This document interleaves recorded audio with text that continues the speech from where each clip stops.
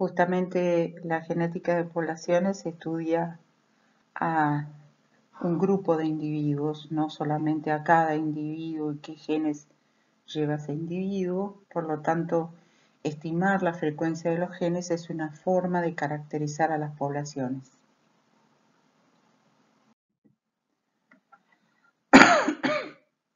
Los individuos, como les decía, no son entidades aisladas, sino que viven en un conjunto de individuos, generalmente comparten un mismo alojamiento y por lo tanto están sometidos a los mismos problemas ambientales, de clima, por ejemplo, de alimentación, casi al mismo tiempo. Por ende, muchos de sus genes o de la expresión de esos genes se ve alterada por el ambiente y entonces uno los estudia en su conjunto. En segundo lugar, tenemos que tener en cuenta que todas las poblaciones pueden ser o muy diversas o poco diversas, es decir, puede haber una enorme variabilidad de expresión de sus genes o muy poquitos genes que son todos muy parecidos. Esto es el concepto de variación. Y como vemos en la imagen, aquí se puede observar distintas poblaciones de pimientos, distintos tipos de tigres, distintos tipos de vaquitas de San Antonio o distintos tipos de conejos, cada uno con distintos tipos de pelajes y en distintos tipos de colores. Entonces eso hace que, por ejemplo, esta población de conejos sea muy diversa, lo mismo que la de las vaquitas de San Antonio o de las formas y colores de tipos de ajíes. Sin embargo, hay 4 variabilidades o 4 diferencias, digamos, entre los tigres que vemos aquí. Esto es una forma de mirar fácilmente la variación. ¿Qué es lo que va a estudiar la genética de poblaciones? Bueno, básicamente, como les decía, qué variación hay dentro de las poblaciones para poder después compararlas con otras poblaciones, o sea, ver la diferencia entre distintas poblaciones, sus cambios en el espacio y en el tiempo. Es así que podemos analizar qué diferencias hay entre rodeos ubicados, por ejemplo, en la Patagonia con respecto a rodeos ubicados en otras zonas de nuestro país o en distintos países y cómo se comportan los genes dentro de cada una de esas poblaciones, cómo está caracterizada esa población. Por supuesto, cuál es la constitución genética de los individuos, cuáles son los más aptos para determinadas características que sean de interés productivo o no, las frecuencias en que aparecen sus genes, ya sea las frecuencias de los alelos de un mismo gen o de los genotipos que pueden constituirse en la población, eso se llaman frecuencias alélicas y frecuencias genotípicas, que son las resultantes de las combinaciones. Por ejemplo, como veníamos viendo en un caso donde un gen tiene solo 2 alelos, hablamos de A grande A chica y A chica chica, es decir, homocigota dominante, heterocigota y homocigota recesivo. La frecuencia en que aparece cada uno de esos genotipos se denomina frecuencia genotípica. Y el pool genético es la suma de todos los genotipos que tienen los individuos en la población. Para mostrarles un ejemplo práctico de frecuencias génicas y genotípicas, tenemos aquí una población representada con puntitos en color verde claro y verde oscuro, casi negro, en un total de 20 individuos. Entonces, si ustedes los miran, tienen 2 alelos cada uno, como corresponde, cada uno en un cromosoma homólogo. Y podemos contar la cantidad de individuos que hay, por ejemplo, homocigotas de verde claro, que serían los del alelo dominante, y tenemos 1, 2, 3, 4, 5, 6, 7, 8, 9, 10, 11. 11 animales homocigotas dominantes, perdón, lo que quiere decir que si lo dividimos por el total de individuos, que en este caso es 20, nos va a dar una frecuencia de 0,55 o del 55% de la población es homocigota dominante.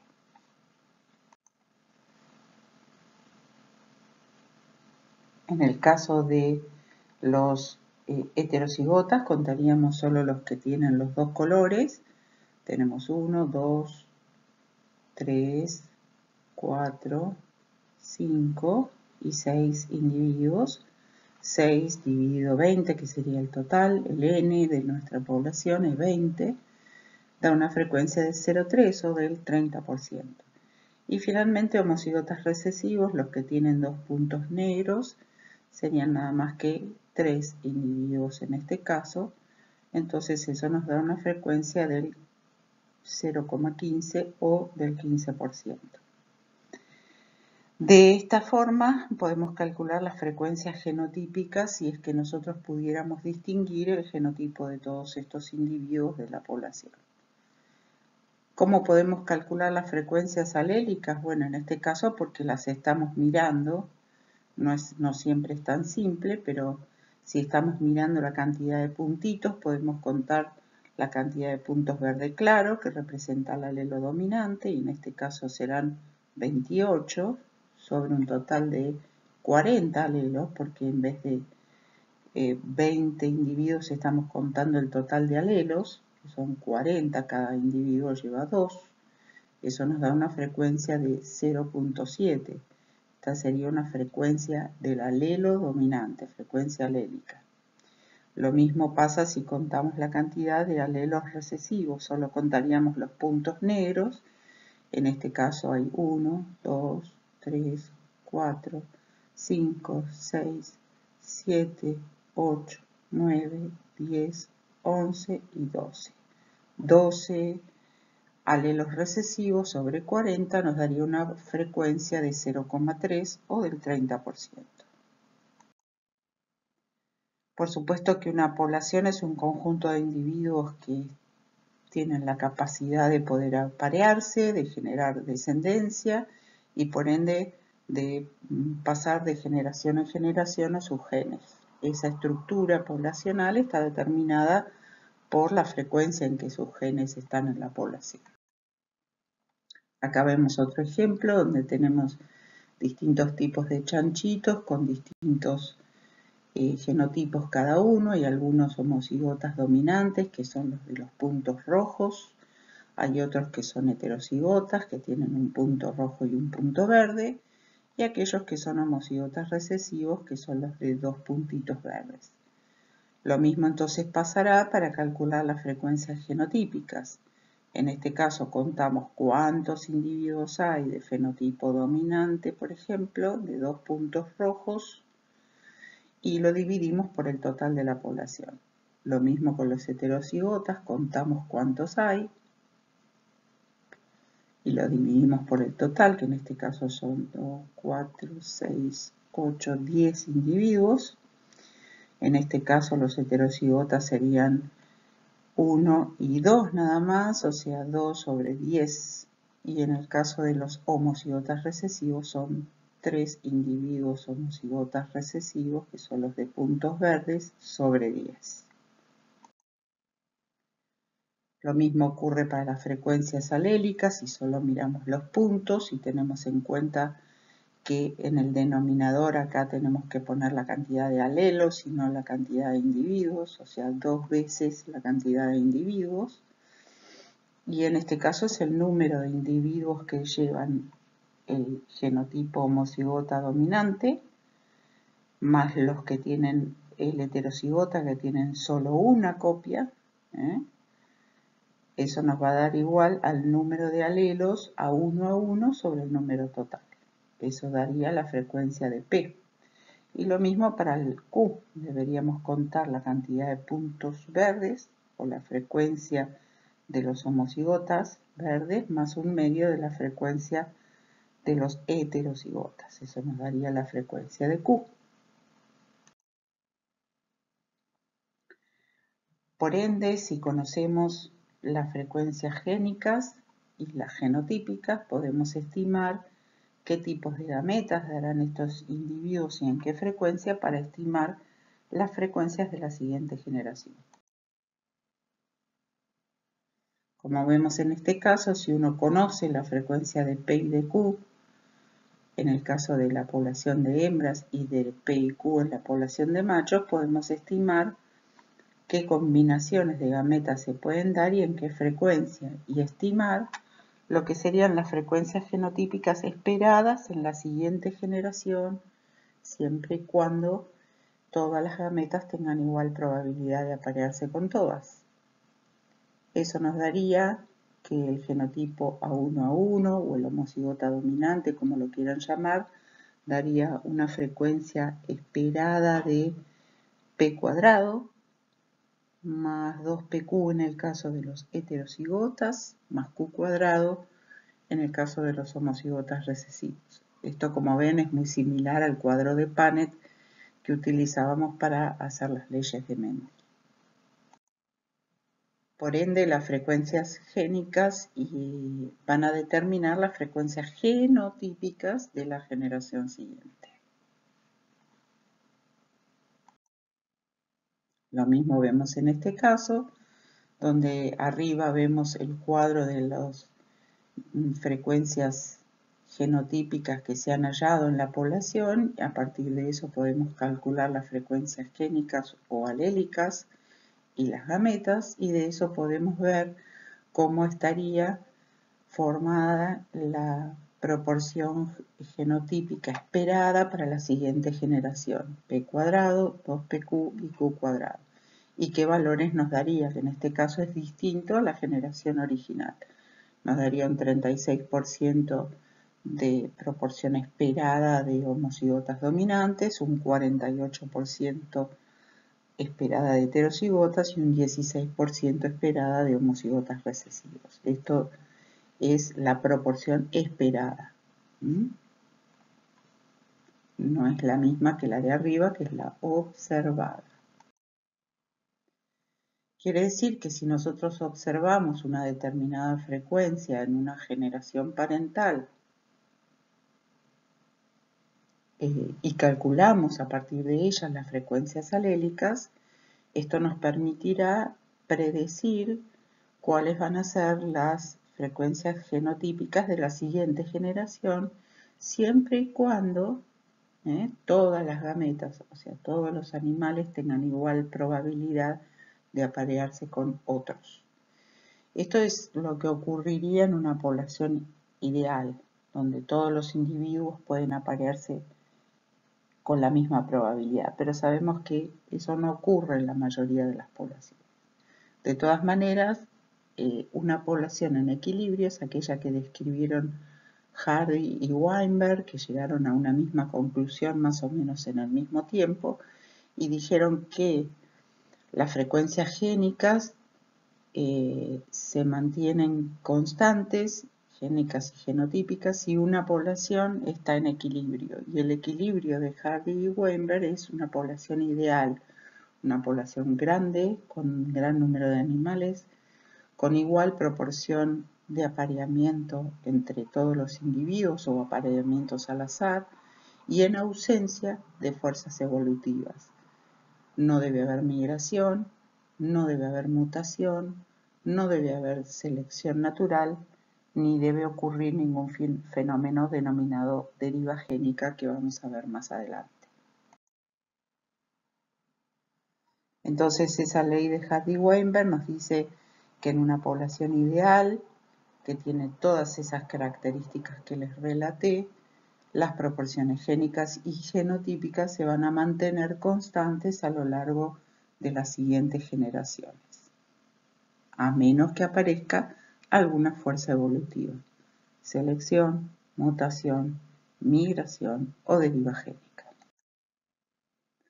Aquí lo que vemos es cómo esas frecuencias génicas pueden irse modificando en la medida en que un alelo, por ejemplo, es seleccionado y entonces solo se permite aparear a individuos que tengan ese alelo. Por ejemplo, si vemos en el comienzo de esta curva, la frecuencia del alelo A chica es muy baja, es casi cero, y en cambio es muy grande la del alelo dominante.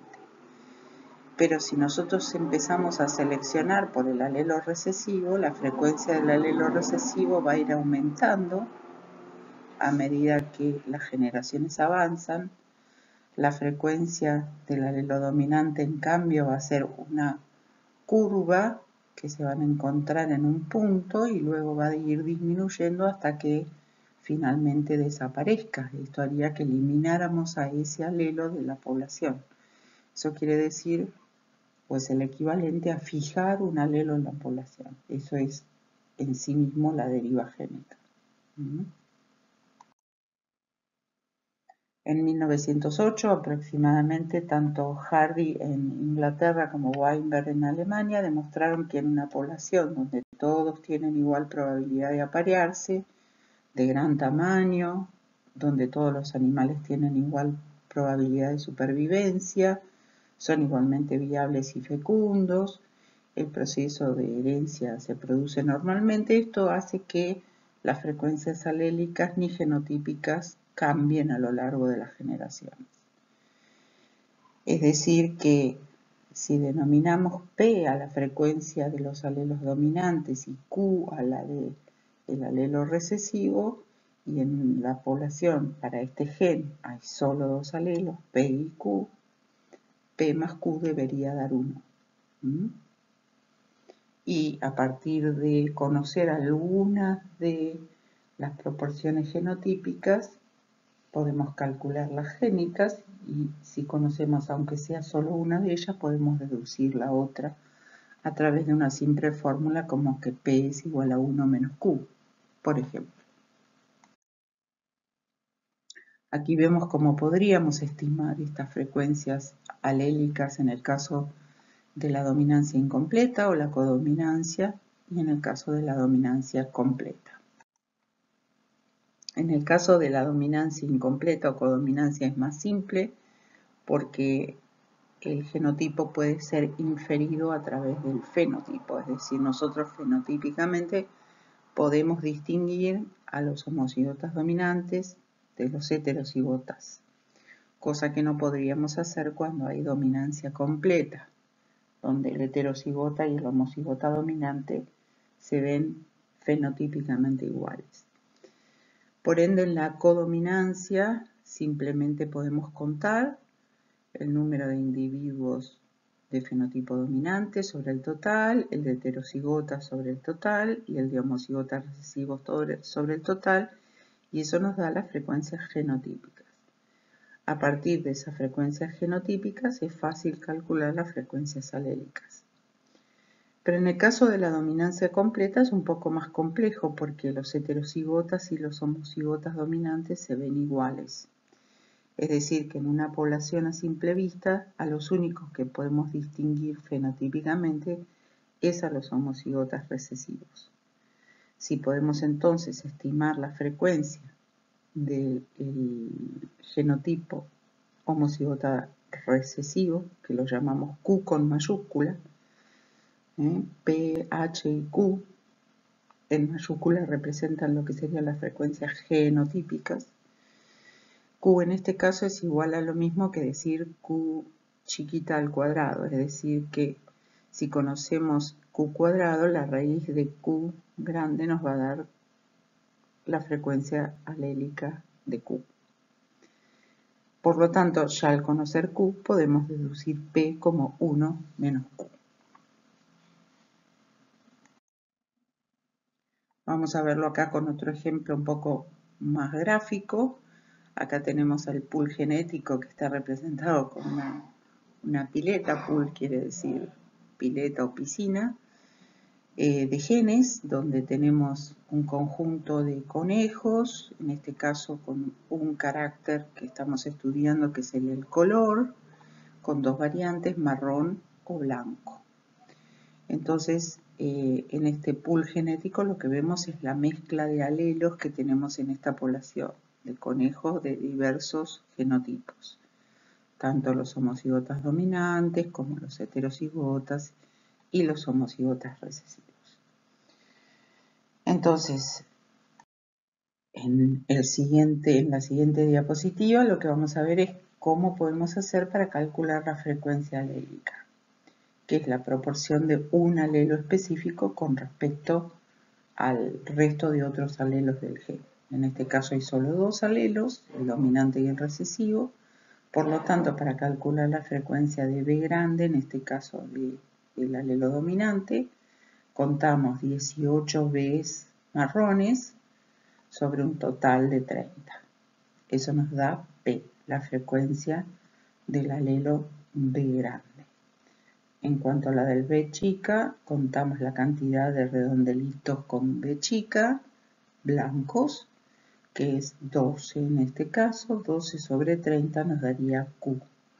Y efectivamente luego comprobamos que si calculamos P, esta vale 0,6, calculamos Q es igual a 0,4 y P más Q es igual a 1.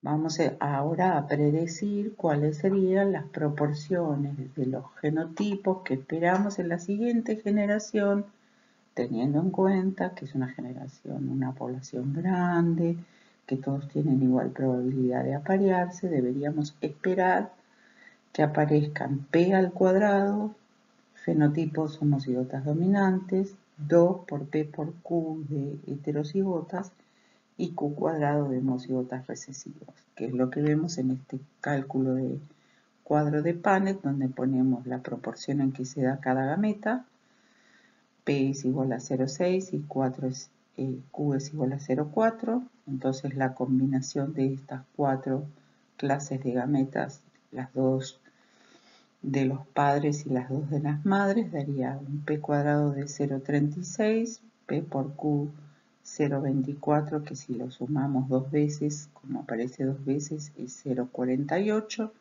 y Q cuadrado, que es 0,16. Aquí vemos un ejemplo real con respecto a los genotipos de un grupo sanguíneo conocido como grupo M, en una población grande de seres humanos con un N. Fíjense que aquí el N es muy grande, de 6.129 personas, de las cuales M grande hay 1.787, M grande, N grande, es decir, heterocigotas hay 3.037 y homocigotas recesivos hay 1.305. Por lo tanto, podemos calcular las frecuencias genotípicas. En el caso de los homocigotas dominantes es 1.787 divididos el total, 6.129, que da 0,29 o un 29,2 de homocigotas dominantes. Lo mismo hacemos con heterocigotas, esto nos daría un 49,5% de heterocigotas y un 21,3% de homocigotas recesivos. Entonces, esto nos habla un poco de cómo son los individuos de esta población. Podría ser, por ejemplo, un grupo de seres humanos europeos.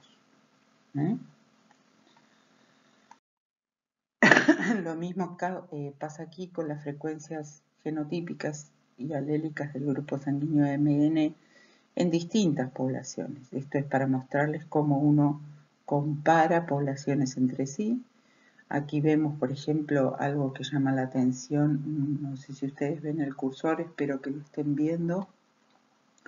Vemos en la población de esquimales, que ustedes saben que es una población muy pequeña, muy reducida y aislada del resto de la población, que el genotipo MM es el mayoritario, tienen casi el 83% de la población de este genotipo, y por ende P, o la frecuencia del alelo M grande, es muy alta, es 0,93. Fíjense comparada con un aborigen australiano que la frecuencia de M grande o de P es 0,176, o sea, solo un 17%. La egipcia de un 52, la alemana de un 55, la china de 57 y la nigeriana de 54,8. Esto es para mostrarles cómo la frecuencia del mismo alelo, en este caso el M grande, puede variar tanto entre distintas poblaciones. Eso se debe a que son poblaciones más cerradas y al origen de esas poblaciones. Lo mismo con respecto al grupo sanguíneo del sistema AB0, que ya lo vieron en el caso de la materia genética básica. Recuerden que el grupo sanguíneo tenía, el sistema AB0 tiene 3 alelos en la población, el IA, el IB y el I chiquitita, que es el del 0, es recesivo. Entre A y B, IA y B tienen codominancia, y tanto IA como IB son dominantes completos sobre I chica. Aquí lo que por ahí más se destaca otra vez nuevamente es la población esquimal, que de A tiene un 33%, y en cambio en la población de indios aborígenes Sioux de Estados Unidos es solo un 3%, en los individuos de origen belga es un 25%, los japoneses un 27% y los de pigmea 22,7%. Bien, como P más Q es 1, entonces si P es 0,539, Q sería 1 menos P, o 1 menos 53,9, que en este caso da 0,461. En este caso es otra forma de calcular. Aquí tienen otro ejemplo, que si lo ven, cómo calculan las frecuencias de alelos. Entonces, en vez de tomar el N de 6.129 personas, eso hay que multiplicarlo por 2, porque cada persona tiene 2 alelos. Entonces, contamos el número de alelos M grande, por ejemplo, que están en todos los homocigotas, más en la mitad de los heterocigotas. Y lo mismo hacemos para el alelo chiquito, es la cantidad de homocigotas recesivos, en este caso lo llaman N, más la mitad de los heterocigotas, dividido el total de alelos de la población, que es 12.000 y pico, y eso les da P y Q.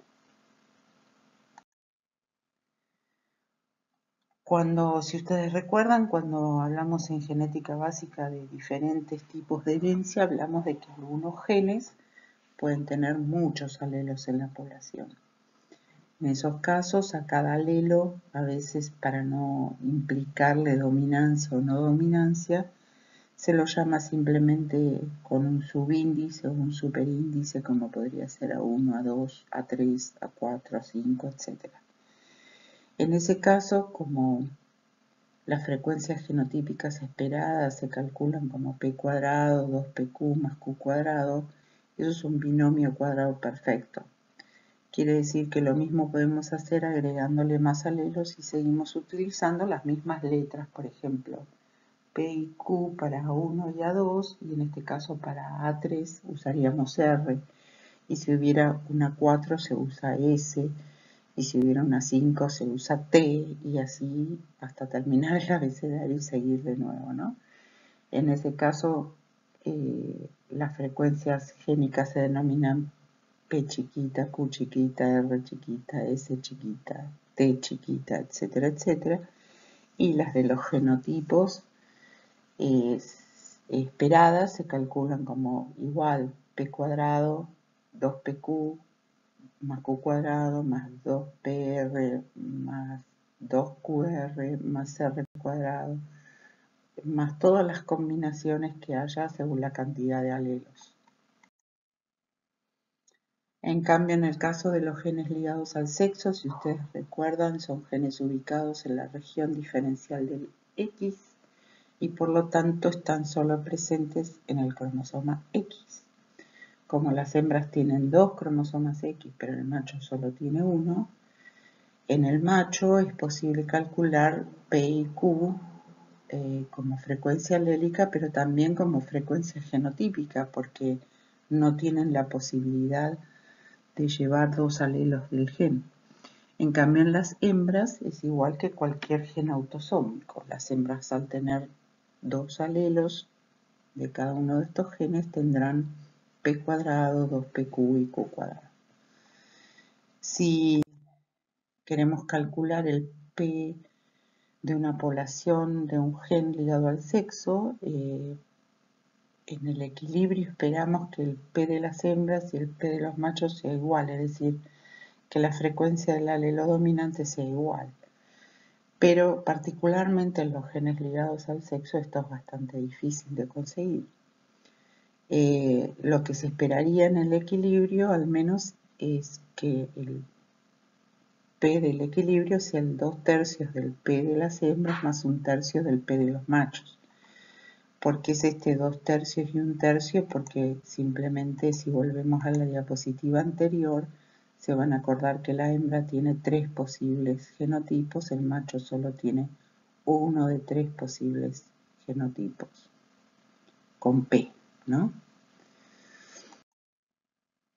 Bueno, y aquí vemos cómo tardaría una población en alcanzar el equilibrio cuando estamos hablando de genes ligados al sexo, que en el caso de los que no están ligados al sexo solo tardaría una generación de panmixia para alcanzar el equilibrio. En cambio, entre machos y hembras tardaría aproximadamente 6 generaciones en igualarse el P entre machos y hembras. ¿Por qué? Porque los machos heredan el X de la mamá. Entonces, de esta manera es más lento el proceso. Bueno, y finalmente, para terminar con la clase, perdonen que la haya hecho lo más rápido posible, pero hay que acelerar los videos, si no se vuelven muy pesados. Acuérdense que para que una población esté en el equilibrio de Hardy-Weinberg debe haber apareamientos al azar, debe ser una población grande donde no haya posibilidades de que haya deriva génica, lo vamos a ver más adelante, que no haya mutaciones, que no haya migración, ni animales que salen ni animales que entran de esa población, que no haya reproducción sexual, es decir, que algunos animales no sean preferidos más que otros, cosas que tampoco ocurren en la realidad, pero bueno, y que tampoco haya selección. Bajo todos esos supuestos, una vez que se alcanza el equilibrio hace que después se mantengan las frecuencias génicas y genotípicas a lo largo de las generaciones. Gracias por escuchar y nos vemos la clase siguiente.